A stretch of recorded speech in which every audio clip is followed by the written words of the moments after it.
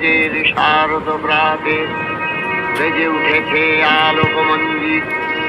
ধরণীর বহিরাকাশে অন্তরিত মেঘমালা, প্রকৃতির অন্তরাকাশে জাগরিত জ্যোতির্ময়ী জগন্মাতার আগমন বার্তা।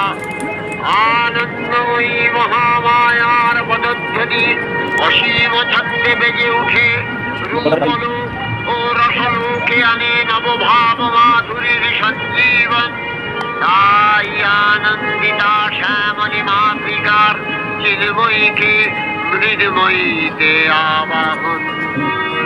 আজ চিৎশক্তি রূপিণী বিশ্বজননীর শারদশ্রী বিমণ্ডিতা প্রতিভা মন্দিরে মন্দিরে ধ্যান বোধিতা।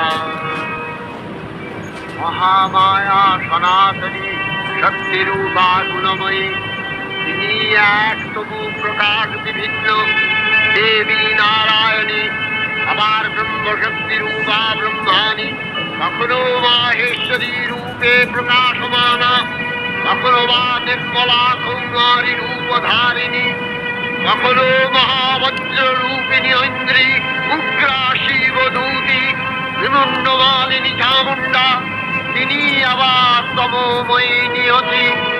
এই সর্বপ্রকাশমানা মহাশক্তি পরমা প্রকৃতির আবির্ভাব হবে সপ্তলোক, তাই আনন্দমগ্ন।